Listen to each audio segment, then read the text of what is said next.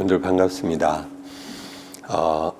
2021년도 영성훈련 프로그램을 이렇게 또 여러분들 카메라를 통해서 여러분들을 대면하고 또 이렇게 흔히 말하는 비대면 강의로 여러분들을 만나게 돼서 한편으로는 좀 재미가 없고 한편으로는 그럼에도 불구하고 시간이 없는 분들을 위해서 유튜브 영상 강의를 통해서 좀 더 많은 분들과 함께 생각할 수 있게 되는 기회도 되는구나, 그런 생각이 들면서 또 긍정성도 있는 것 같습니다.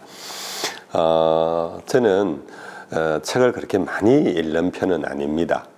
그러나 저는 제가 오늘의 제가 되기까지 성경책과 함께 책을 가까이 한 것, 그것이 제가 목회자의 길을 걷는 것이었고, 또 그로 인하여서 사실 많은 도움을 얻고 있습니다. 제가 책을 읽는 것은 다른 사람에게 가르치기 위해서, 다른 사람에게 내가 깨우친 것을 전달하기 위해서 그렇게 책을 읽지는 않습니다.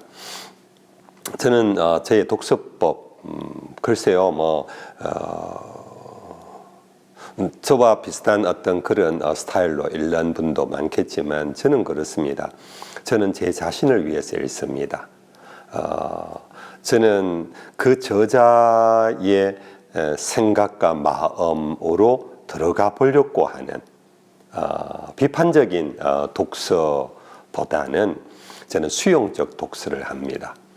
그래서 예를 들어서 요즘 흔히 하는 말로 우파와 좌파, 우파의 글을 읽을 때는 그분의 마음으로 들어가서 저는 적극적인 우파의 세계관과 사고방식을 탐닉합니다. 또 간혹 또 좌파의 글을 읽게 되면은 저는 또 그분의 세계와 그분이 고민했던 것들을 함께 고민하면서 저는 그분의 생각을 또 그대로 저는 또 받아들입니다. 독서는 지식의 그 사감이 아니라 사람이 되어감, 저는 그렇게 봅니다. 독서를 통하여 내가 되어가는 겁니다. 내가 되어감으로써 나중에 언젠가 그것이 자연스럽게 몸에서 배겨나는 채취? 그와 같은 것이 될 것이다, 저는 그렇게 생각합니다. 그래서 저는 교회에 있을 때마다 영성 독서 교실을 재미있게 합니다. 재미있게 제가 인도한다기보다 제 자신이 재미있습니다. 이 책을 읽으면서 자신이 먼저 탐닉하고요, 빠져들고요, 또 함께 또 공감대를 이루어가기 위하여 또 함께 읽는 사람들과 또 나눔을 합니다. 그런 중에 이번에는 C.S. 루이스의 글을 여러분들과 함께 읽어 나가 보려고 합니다. 이 C.S. 루이스의 책 신자의 자리로 하는 이 책은 사실은 C.S. 루이스가 책 제목으로 골라서 이 책을 만든 것은 아닙니다. 여러분들 이 책을 읽어보면은 이 책은 편집된 겁니다. 편저자에 의해서 C.S. 루이스의 여러 글들 속에서 하나의 공통점, 신자란 무엇인가, 크리스찬이란 무엇인가, 의 어떤 그 포커스를 두고 신자의 신앙 가운데 고민하고 또 의문을 품고 또 어떤 논쟁이 일어나는 이제 그런 부분에 대하여 C.S. 루이스가 명쾌하게 설명하고, 또 그것이 단순한 이론 혹은 철학적 사색이 아니라 매우 현실적인 실제적인 우리의 삶의 어떤 그 행위로 이어지게끔 하는, 그리고 우리의 행위 자체를 다시 돌아보고 점검케 하는 그런 힘이 있어요, C.S. 루이스의 책이. 그래서 이 C.S. 루이스를 지금도 그분은 물론 이제 고인이 되었지 않습니까? 지금도 이분의 책을 좀 더 많은 사람들에게 보급하기를 원하는 그런 출판사에서 C.S. 루이스의 글을 이렇게 편집했다. 그렇게 여러분들 아시고 이 글을 들어가면 좋겠습니다. 이 하프원의 출판사 편집장 마이클 모들린이 선 앞에 서문은 여러분들 꼭 읽어보시기를 바랍니다. 그리고 여러분들 알듯이 책이 그렇게 두껍지 않습니다. 근데 이것을 15주로 지금 생각하는 것은 이 책이 15장으로 되어 있어요.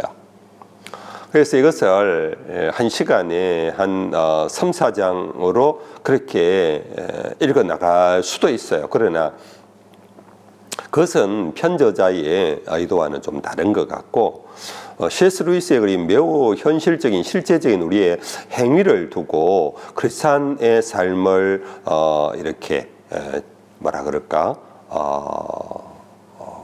세우려고 하는 그래서 좀 우리가 고민하고 자기를 C.S. 루이스의 글을 통하여서 자기를 한번 관조해보고 조명해보고 나는 그런가를 생각하게 하기 위해서는 한 번에 한 챕터씩 읽어나가는 것이 우리에게 도움이 되겠다. 이제 그런 생각에서 여러분들 15강을 하게 될 것입니다. 여러분들 많이 바쁘신가요? 그러면 적절하게 여러분들 시간을 내어서 보시면 됩니다.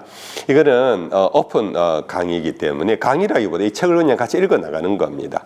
여러분들 읽다가 바쁘시면 뛰어넘어도 돼요. 또 나중에 여러분들 시간 나시면 그 챕터를 다시 읽고 또 다시 보시면 돼요.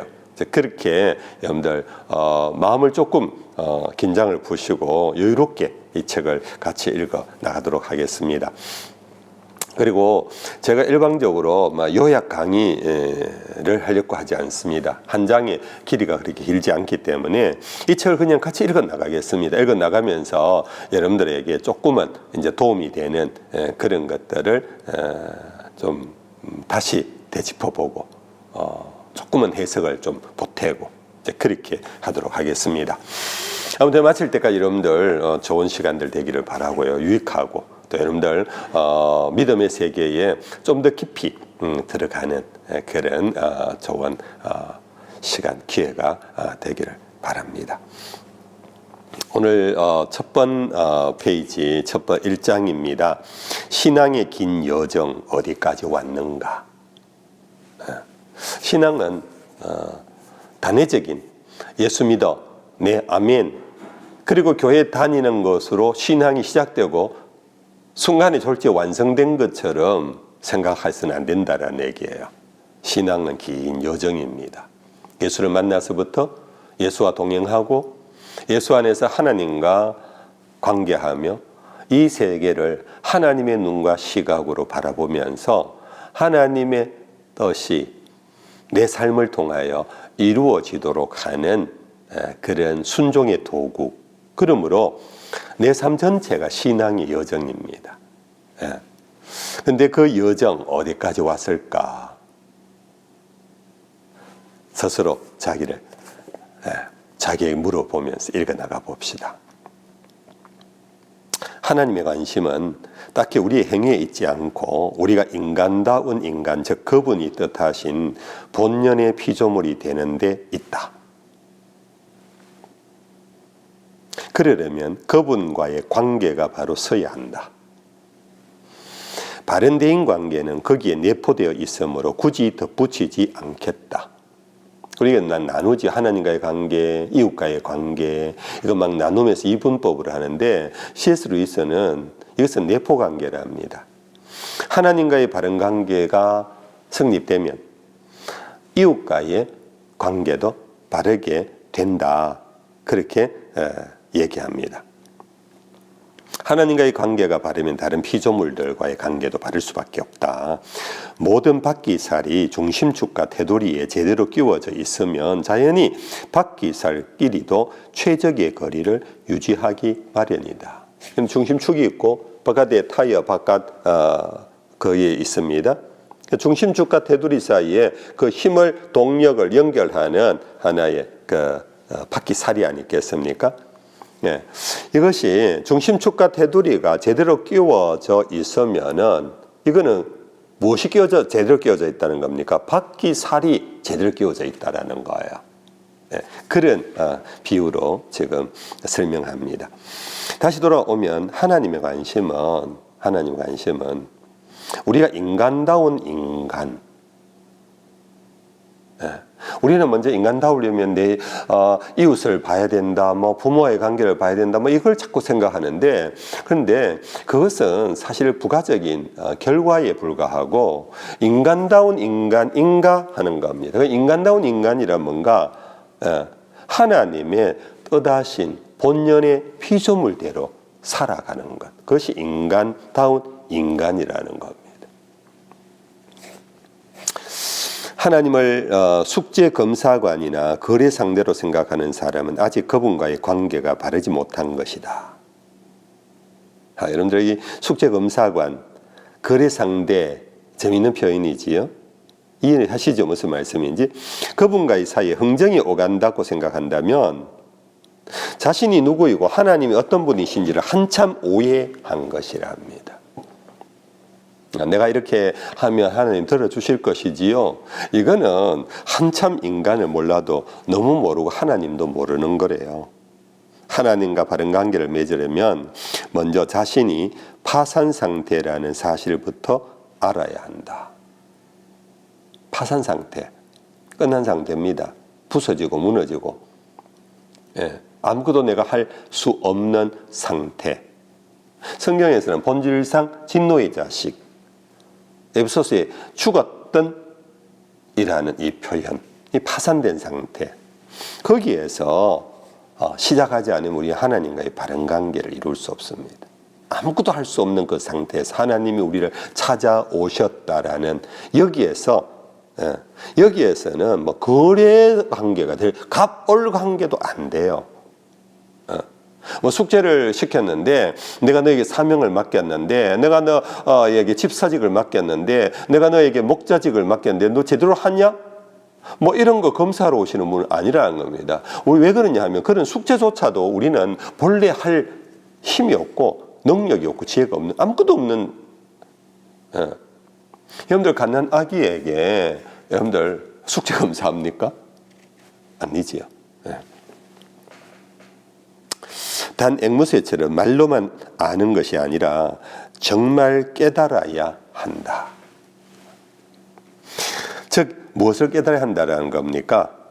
우리가 죄인이다 하는 이거 앵무새처럼 말로 당신은 누구십니까? 저는 죽을 죄인이지요. 이 앵무새처럼 반복하지 말라는 거예요. 정말로 내가 죽을 죄인, 파산되었던 내 존재, 그것을 깨달아야만 한다. 여기에서 우리는 하나님과의 바른 관계고 신앙이 출발하는 것. 어린아이라도 웬만큼 종교교육을 받으면 말이야 금방 따라할 수 있다. 나는 죄인이에요. 따라할 수 있다는 겁니다. 우리가 하나님께 드릴 것이라고는 전부 이미 그분의 것뿐이며 우리는 그마저도 다 드리지 못하고 일부를 움켜쥐기 일수라고 말은 비슷하게 할 수 있다. 그런데 이거 인정하십니까? 나에게는 아무것도 없다. 내가 하나님께 드릴 거 이거 다 주님의 것이다. 내 건강도 주님이 주셨어. 난 살고 있다. 이런 말 비슷하게 우리는 다 고백하고 간증할 수 있다라는 겁니다. 하지만 관건은 정말 그렇게 깨달았느냐에 달려 있다. 참 정말 중요한 말입니다. 저도 여러분들도 우리 다 아는 거 아닙니까? 우리는 정말 버러지 같다. 우리는 아무것도 없다. 쓸모없는 인간이다. 하나님 은혜 없으면 나 못 산다. 은혜 없으면 살아갈 수가 없네. 이 찬송 부르면서 여러분들 다 우리 눈물 흘리잖아요. 근데 문제는 뭐냐? 내 실제 생활 속에서 그것을 온전히 깨닫고 사는가? C.S. 루이스는 그걸 묻고 있습니다. 그런 의미에서 우리는 최선을 다해 보지 않고는 자신이 하나님의 율법을 지키지 못했음을 깨달을 수 없다. 여러분들 우리는 하나님의 율법을 나는 못 지킵니다. 난 지킬 능력이 없습니다. 이거는요, 그 율법을 지키려고 정말 애쓰지 않는 한 이것은 깨달아지는 게 아니라는 거예요. 그게 말로만 그런 거예요. 말이야 어떻게 하든 늘 마음 한구석에 이런 생각이 남는다. 다음번에 더 열심히 하면 충분히 선해질 수 있을 거야. 그래서 하나님께로 돌이키는 길은 어떤 의미에서 점점 더 열심히 시도하는 도덕적 노력의 길이다. 하나님 나 아무것도 못해요. 저 열심히 해봤는데 또 실패했어요. 또 넘어졌어요. 우리 그런 인정은 해요. 그런데 거기에서 정말로 제대로 살아보려고 애쓴 적이 없이 그냥 실패담만 계속 얘기하면은 우리 하나님 앞에 또 거래를 하는 거예요. 또 헛 약속을 하는 거예요. 그래서 우리의 삶은 계속적으로 도덕적인 율법적인 테두리 안에서 벗어나지를 못해요.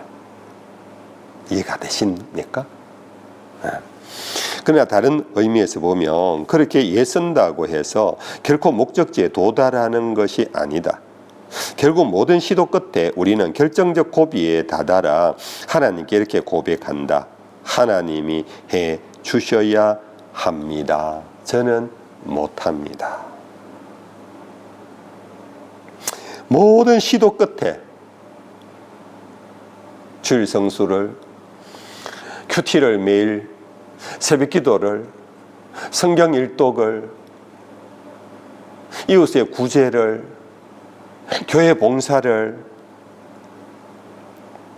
여러분들 그것을 최선을 다해 하는 중에 아무리 애쓴다고 해도 결국은 선한 목자가 되지 못하고 선한 장로가 되지 못하고 선한 청지기가 되지 못한다라는 이 결정적 고비에 다다라서 우리는 고백한다는 겁니다.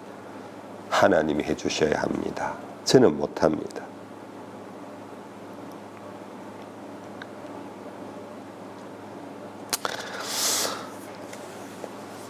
한 5줄 내려갈게요. 내가 지금 철드는 중이구나 라고 자각하는 사람은 없다. 대개는 나중에 돌아볼 때에야 실상을 깨닫고 그 모든 일들이 소위 철드는 과정이었음을 인식한다. 그런데 우리가 열심히 살다가 안 되는구나. 목사님 정말로 인간은 무능력해요. 이제 철드는 거예요. 철드는 거예요. 하나님의 영적 철이 드는 거죠. 근데 사실은 이 철든다라는 것은 그 순간에 내가 깨닫는 게 아니에요. 나중에 돌아볼 때에 나의 실상을 알고 그 모든 수고의 그 모든 정말 헌신의 결과에서 나는 안 되는구나. 그걸 깨닫는 이것이 바로 철드는 과정이라는 것. 철든 게 아니고 철들어가는 과정. 이 철드는 것도 말하자면 1단계, 2단계, 3단계가 수없이 있지 않습니까? 다 과정이에요. 나는 저거는 못해도 이건 할 수 안 있겠나. 그게 또 실패를 봐요. 이번은 했지만 다음에는 하고 하지만은 또 안 돼요. 이게 과정 모든 것이 하고 자기가 어떤 존재인가를 깨달아가는 과정이라는 겁니다.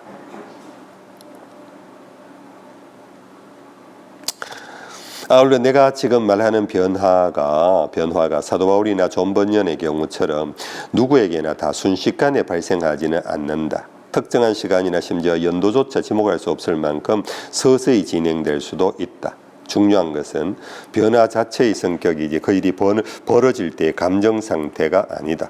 즉 자신의 노력을 믿던 우리가 이제 변화되어 스스로 해내려고 애쓰는 행위를 모두 단념하고 하나님께 맡기게 된다는 것이 핵심이다.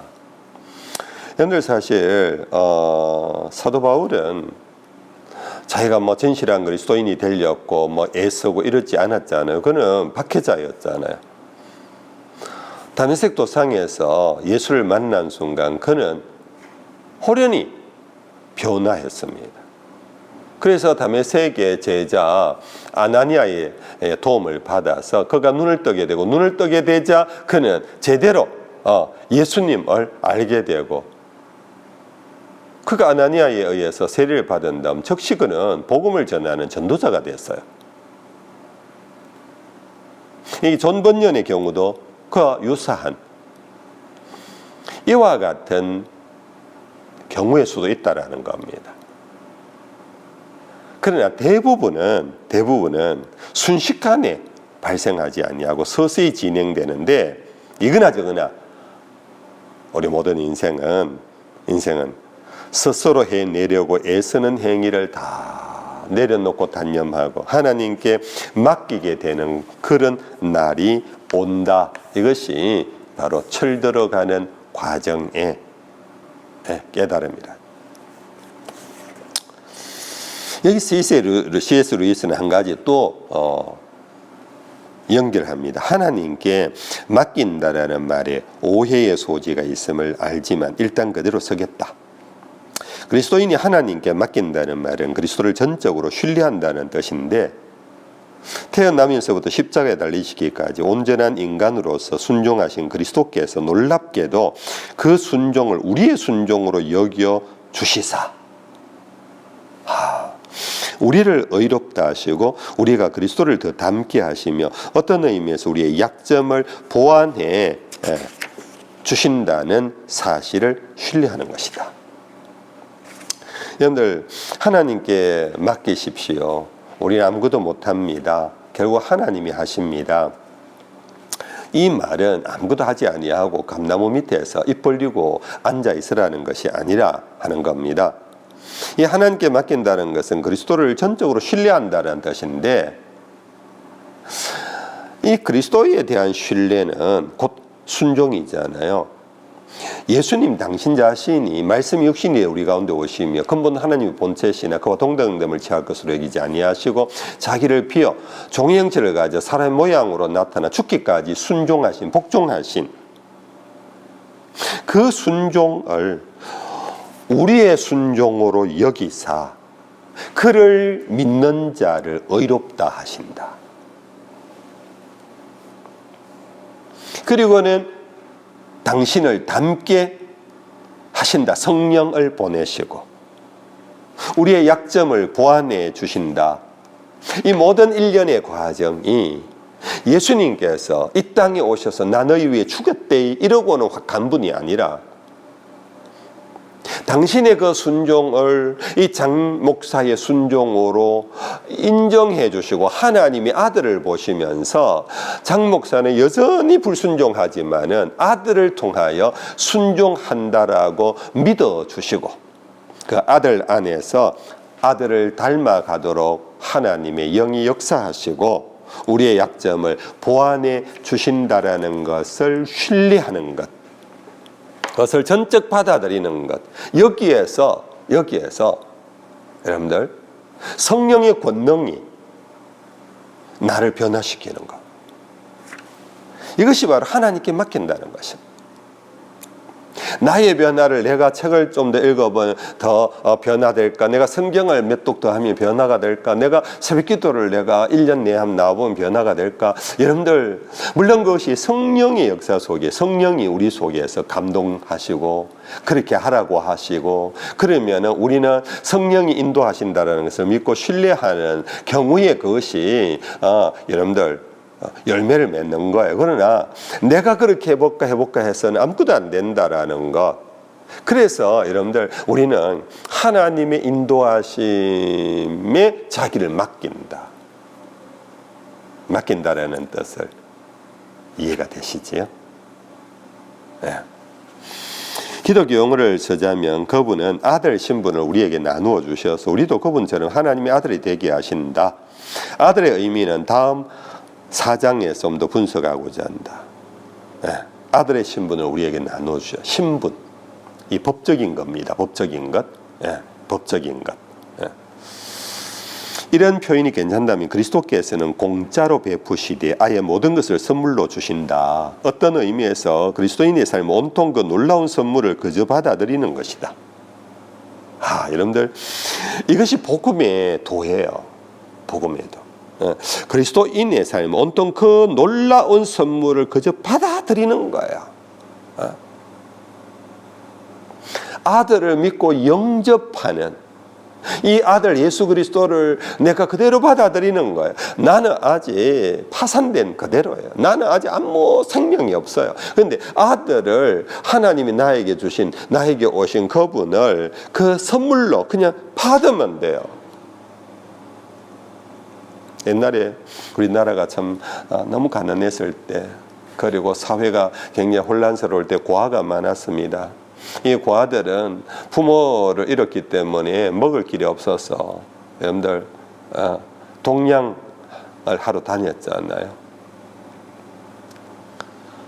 여러분들 그 동양 바가지를 부잣집에 가서 문 두드리고 내밉니다. 부잣집에서 줍니다. 여러분들 그걸 그대로 받아들이는 거예요. 여러분들 이것이 믿음이라는 거예요. 믿음. 다만 여태 우리가 한 일과 앞으로 할 수 있는 일이 다 아무 소용없는 일임을 인식하기까지가 어렵다. 참, 이 C.S. 루이스가 이런 게 바로 매력 포인트예요. 예. 그냥 이론적인 논리적인 신학적인 막 설교적으로 이렇게 한다기보다 우리가 지금 고민하고 있는 것을 바로 탁탁탁 이렇게 우리의 마음을 알듯이 지금 이끌어 내고 있습니다. 온통 그 놀라운 선물을 그저 받아들이는 것이 그리스도인의 삶인데, 다만 내가 앞으로 할 수 있는 일이 아무 소용이 없다라는 것을 인식하기까지 어렵다. 우리는 여전히 내가 뭔가 할 수 있다고 생각합니다. 여전히 내가 이만하면 내가 이제 해야지라는 나름의 또 의무감까지, 또 사명감까지, 하나님이 나에게 주신 사명도 아니고 그런 의무도 없는데 내가 스스로 막 그래, 내가 이 정도면 내가 뭘 해야 안 되겠느냐. 여러분들 그런 생각은 우리 많은 사람들이 갖고 있잖아요. 그런데 막상 해보면은 못해요. 그 못하는 경험을 통해 철이 드는 거예요. 그럼 아예 그러면 하지 말까? 그것도 아니라는 거예요. 그 하나님의 은혜를 깨닫는 것은 이 오묘한 이 두 관계의 모습에서 함께 나타나는 것입니다. 우리 생각 같아서는 하나님이 우리의 좋은 점은 인정해 주시고 나쁜 점은 못 본 채 하셨으면 좋겠다. 다시 말하자면 어떤 의미에서 유혹을 물리치려는 시도와 노력은 중단하지 않는 한 아무런 유혹도 물리칠 수가 없다. 다만 최선을 다해보지 않고는 어떻게 중단해야 하며 왜 그래야 하는지가 잘못될 수 있다. 나 저거 해볼까? 이렇게 나 하면 잘할 거야 하는 그런 유혹, 이걸 물리치려면요 최선을 다해보지 않고는 나 아무것도 못하는구나를 깨닫는 그게 오지 않으면은 어떻게 중단해야 하는지도 모른다는 겁니다. 그러나 다른 의미에서 모든 일을 그리스도께 의탁한다고 해서 노력을 그만둔다는 의미는 물론 아니다. 그분을 신뢰할수록 당연히 그분의 모든 말씀을 힘써 행해야 한다. 말로는 특정인을 신뢰한다면서 그의 조언을 듣지 않는다면 앞뒤가 맞지 않은 거 아닙니까? 마찬가지로 자신을 정말 그리스도께 의탁했다면 당연히 순종에 힘써야 합니다. 다만 노력하는 방식이 달라지고 걱정이 줄어드는 겁니다. 이제는 구원받기 위한 행위가 아니라 이미 구원해 주신 것에 대한 반응이다. 그런데 이 부분은 많이 들어본 그런 표현이죠. 내가 한 행위의 보상으로 천국에 가기를 바라는 것이 아니라 천국의 첫 빗줄기가 이미 내면에 희미하게 비춰들었기에 자연스레 그렇게 행동하고 싶어진다. 사실 오늘 수요일 새벽 기도회 때 여러분들 부자가 천국에 들어가는 것이 낙타가 바늘기에 들어가는 것보다 어렵다. 그러니까 베드로가 그러면은 누가 구원을 받을 수 있습니까? 예수님이 사람으로서는 할 수 없으나 하나님은 하신다. 하나님이 뭘 하시는가? 사람은 계속해서 가진 것을 갖고 뭔가 나타내려고 하고 자기 의를 만들려고 하고 하지만은 하나님은 우리들의 이 어리석은 마음을 만지십니다. 그건 네가 한 거 아니야. 나의 사랑인 거 너 몰라? 하나님의 영이 오셔서 이 굳어진 자기 중심의 생각들을 만져주십니다. 내가 가진 이 모든 소유 주님 것인데, 내가 이룬 이 모든 업적 명예 주님이 주신 은혜인데 성령이 오셔서 만져주심으로 감사하게 돼요. 찬송하게 돼요. 네. 그럴 때 우리는 내가 부자지만은 이 소유물이 내 것이 아니고 하나님의 것이다 할 때 천국에 들어갈 때 이 소유물이 내려지는 거예요. 내 것이 아니니까. 하나님이 할 수 있다는 것이 그것이. 여러분들 여기에 바로 그거잖아요. 예. 천국의 첫 빗줄기가 이미 내면에 희미하게 비춰들었기에, 성령의 빗줄기가 조명이 나에게 비춰들었기에 자연스레 그렇게 행동하고 싶어진다. 내려놓고 싶어지고 용서하고 싶어지고 사랑하고 싶어지고 충성하고 싶어지는, 이것이 하나님이 하시는 일이라. 그리스도인이 본향에 가는 것이 선행 덕분인지 아니면 그리스도를 믿는 믿음 덕분인지를 두고 기독교계에 갑론을박이 자주 있었다. 여러분들 그것은 영국 교회 성도이기 때문에 영국 국교회와 여러분들 로마 천주교회, 개신교회와 로마 천주교회의 여러분들 칭의론과 또 여러분들 신인 협동설, 이 두 가지의 이제 견해를 이렇게 표현한 겁니다. 이는 마치 가희의 어느 쪽 날이 더 요긴하냐는 질문처럼 보인다. 참 재미있는 표현입니다. 자신의 패배를 인정하는 시점에까지 이르려면 도덕적으로 진지하게 노력하는 길밖에 없고, 그 시점에 절망에서 구원받으려면 그리스도를 믿는 길밖에 없다. 참 C.S. 루이스의 절묘한 문학가의 문장력이. 그분을 믿으면 선행은 반드시 따라 나온다. 그런데 진리가 그만 양극단으로 왜곡되었다. 게다가 과거의 두 부류의 그리스도인이 그중 한쪽을 믿으면서 서로 상대 측을 비난하곤 했다. 그 내용을 살펴보면 진리가 더 명확해질 것이다.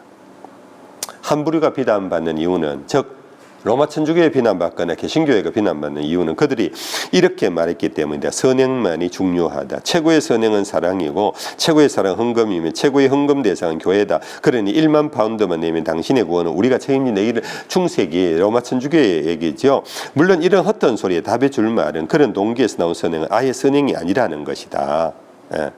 다른 부류는 이런 주장에 비난받는다. 즉 믿음이 중요하다. 따라서 믿음만 있으면 어떻게 살든 상관없다. 젊은이여 마음껏 죄를 지어라, 즐겨라. 이런 망발을 되받을 말은 이렇다. 그리스도를 믿는다는 사람이 그분의 말씀에 약간의 눈길조차 주지 않는다면 이는 전혀 믿음이 아니다. 그분을 믿거나 신뢰하는 것이 아니라 그분에 관한 어떤 이론을 그저 머리로만 수긍하는 것일 뿐이다. 여러분들 개신교회 오직 믿음으로 하는 것과 천주교회의 선행으로 하는 것에 이 두 가지의 문제점입니다. 실제로 성경은 신기하게 양쪽을 한 말씀으로 묶어 이 문제를 매듭짓는 것 같다. C.S. 루이스는 여러분들 신학자는 아니지만 성경을 참 많이 읽으신 분 같아요. 바로 빌립보서 2장 말씀을 인용합니다. 두렵고 떨림으로 너희 구원을 이루라. 너희 안에서 행하시는 이는 하나님이시니. 구절의 앞부분만 보면 모든 것이 우리와 우리의 선행에 달려있는 것 같지만 두렵고 떨림으로 너희 구원을 너희가 이루래요. 두렵고 떨리는 마음으로. 인간의 일처럼 보이지요? 그러나 뒷부분은 너희 안에서 행하시는 이는 하나님이시다. 이 뒷부분으로 가면 하나님이 다 하시고 우리는 아무것도 하지 않는 듯 보인다. 이는 기독교에서 종종 부딪히는 역설인데 난감하지만 놀라운 일은 아니다. 오늘날 우리는 하나님과 인간이 협력할 경우 양쪽의 역할이 정확히 어디까지인지를 알아내서 완벽하게 구분하려 한다. 일단 두 인간의 협력처럼 생각하고 들어간다. 그러면 그분이 이만큼 하시고 나머지는 내가 했다라는 말이 가능해진다. 그런데 이런 논리는 성립되지 않는다. 50-50, 50대 50. 인간은 50하고 하나님이 50. 그런데 이런 논리는 성립되지 않는답니다. 하나님은 그런 분이 아니시다. 그분은 우리 밖에만이 아니라 안에도 계신다. 설령 어느 쪽이 어디까지 했는지를 알 수 있다고 해도 내 생각에 인간의 언어로는 이를 제대로 표현할 수 없다. 제가 목사가 되기까지 제가 한 일이 얼마나 될까요? 제가 신학교를 가겠다고 결단을 했습니다. 신학교 가서 열심히 공부했습니다. 심지어 유학까지 가서 그 어려운 유학의 과정을 힘들게 마쳤습니다. 돌아와서 목회자로서의 길을 걸어가는데 저 나름대로 많은 애를 썼습니다. 내가 한 부분이 있겠지요? 그런데 그것이 얼마나 될까요? 100을 기준으로 제가 50을 했다고 볼까요? 아니면 여러분들 저를 좋아해서 목사님이 한 90까지 안 했겠습니까? 그럴까요? 어떤 분은 아닙니다. 당신은 한 게 없습니다. 당신은 한 1 정도 했을까요? 하나님이 99까지 했습니다. 이것도 아니라는 거예요.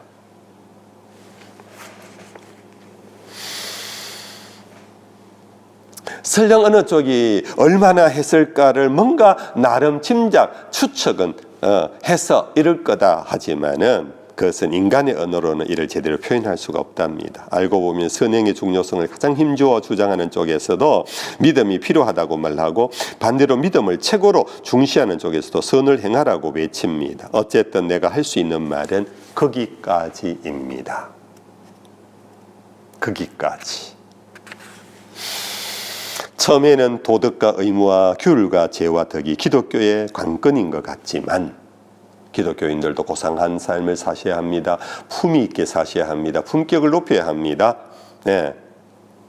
그러나 기독교는 우리를 이 모두에서 이끌어내 그 너머의 세계로 데려간다. 그 너머의 세계. 네. 여기까지는 그리스도인이라면 누구나 동의할 것이다. 어렴풋이 내다보이는 그 나라에서는 혹시 농담으로라면 몰라도 이런 것들이 전혀 화제거리가 못 된다. 그 너머에서는 내가 이 세상에서 내가 한 일이 얼마나 됩니까? 계산이 의미가 없다라는 것입니다. 거울이 빛으로 가득하듯이 거기서는 모두가 선으로 충만하다. 그런데 그들은 이를 선은커녕 그 무엇이라고도 부르지 않고 부를 생각조차 하지 않는다. 그저 그것의 근원이신 그분을 바라보느라 여념이 없다. 여러분들 이 말 정말로 이거는 문학가의 정말 탁월한 여러분들 상상력 그리고 표현력입니다. 네. 무슨 말씀인지 이해가 되십니까? 여러분들 거울을 이래 보면 거울은 어둡지 않아요. 빛이 있어야 보이지 않아요. 빛으로 가득해요. 그걸 바꿔 선으로 가득하다 이렇게 표현할 때 그런데 그 나라에 가면은 선은커녕 그 무엇이라고도 부르지 않고 부를 생각조차 하지 않는답니다. 왜냐하면 그저 그것의 근원, 선의 근원이신 그분 주님을 바라보는데 여념이 없기 때문입니다. 저 장 목사는 선교를 얼마나 했냐, 구제를 얼마 했냐, 저분은 얼마나 선을 행했느냐, 그걸 볼 겨를이 없답니다. 볼 필요가 없답니다. 왜냐하면 그 모든 것의 근원이신 그분만 바라보는 데 여념이 없기 때문이다. 그나마 이는 현세로 떠나 내세로 들어서는 길목의 근처일 뿐입니다. 그 너머까지 아주 멀리 내다볼 수 있는 사람은 아무도 없습니다. 물론 나보다 멀리 볼 수 있는 사람은 많겠지만 그렇죠. 여러분들 제가 여러분들과 이 책을 한 30분 내지 40분 정도 한 챕터를 읽어 나가려고 그래요. 여러분들 시간 여유가 있을 때 여러분들 집중해서 보시면 좋습니다. 혹이나 시간이 없으면 뭐 끊어서 보셔도 돼요. 뭐 10분씩 나누어 보셔도 돼요. 그러나 여러분들 한 번은 여유가 있을 때 쭉 따라서 다시 한번 보시고 중요한 것은 책을 같이 읽어 나가는 겁니다. 책을. 제 영상을 뭐 다른 일을 하면서 여러분들 영상의 음성만 듣는 걸로는 여러분들 좀 유익이 없을 거예요. 여러분들 책을 같이 펼쳐서 책을 같이 읽어 나가는 그런 시간이 되고요. 뿐 아니라 여러분들 스스로 한번 먼저 읽고 또 본다든지 또 이 강좌를 보고 나중에 다시 당신께서 다시 한번 찬찬히 이 글을 읽어 보신다든지 하면 정말 C.S. 루이스의 글이 아주 탁월하며 오늘 우리들이 생각하는 많은 것들을 바르게 잘 짚어주는 그런 유익한 독서가 될 것입니다. 전체 제목이 신자의 자리로. 근데 신자의 자리로. 이 제목 자체가 멋있지 않습니까? 신자가 됩시다. 신자가 되려면 이런 것보다 신자의 자리로. 우리는 이미 신자입니다. 근데 신자의 자리를 떠나서 우리는 신자의 자리, 곧 그리스도 예수의 보혈이 있는 그 보혈로 말미암아 우리가 새롭게 되었고, 또 성령까지 보내주셔서 성령이 우리에게 감화 감동 주시고 이끌어 가시는 그곳 신자의 자리로, 여러분들 그 신자의 자리에서 다시 한번 우리 자신을 돌아보고 또 신자의 자리로 이끌어오는 그런 시간이 되면 좋겠습니다. 여러분들 감사합니다. 좋은 시간 되십시오. 샬롬.